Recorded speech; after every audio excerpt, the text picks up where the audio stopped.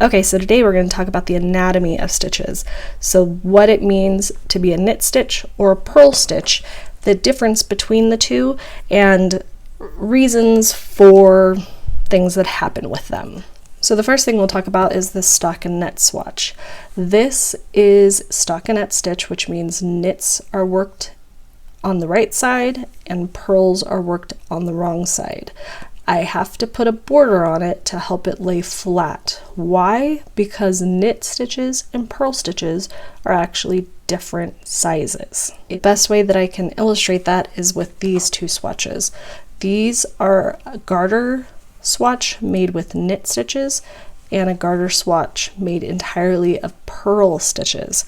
So they are both 16 stitches and 22 rows, and you can see there is a difference. I made them at the same time.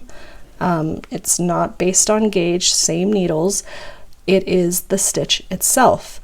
So knit stitches are actually shorter and wider than purl stitches, which, you know, you would think that knit stitches being these V's, that they seem very long and elongated, whereas purl bumps, you just think shorter and wider, but it's the actual opposite. So when I made this garter swatch in knit, you can see it's much more dense and shorter than this one made in purl stitches. Another thing that helps to illustrate the difference in sizes is when you're looking at ribbing. So looking at this beanie, we have a knit 2 purl 2 edge. You'll notice the knits stick out in front of the purls. I could do purl 2 knit 2 or purl 2 knit 2 or knit 2 purl 2, and I'm going to get the same result. Why? Because these little short fat knit stitches want to pop out in front of the purl stitches that are skinnier. They just kind of sit on top of them. Understanding how that works will help you when you're trying to figure out what a best stitch could be for something that you're making.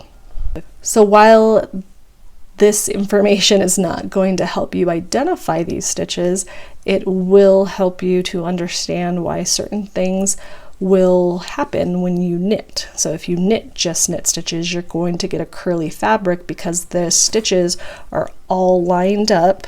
They're all the same size.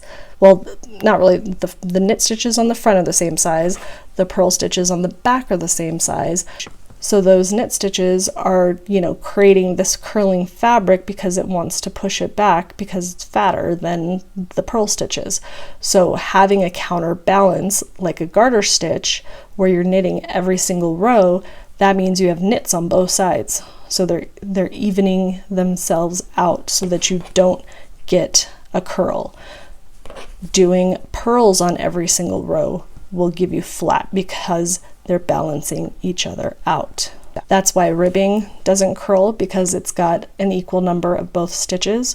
Basket weave, moss stitch, those types of stitches are equal number knits and purls, even though they may be on the same side. It's helping to balance it out. But those are the basic stitches, purls and knits, and those make up a lot, not all knits, different kinds of stitches. We have increases, yarn overs, decreases, all kinds of stuff, bobbles, but it's all kind of based off the basics of the knit and purl stitch. So what does all that mean? Not a whole lot.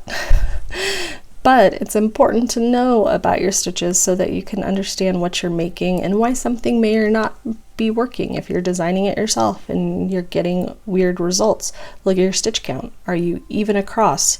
Is it pulling a certain way? Look at what you're creating, and you may just be using too many knits or too many purls and causing something to happen that you don't want to happen. But understanding that the knit stitches will always be little V's, the purl stitches will always be little bumps, but if you combine them, you're going to get just pretty much bumps. But if you pull this apart, you'll see there are knit stitches in between.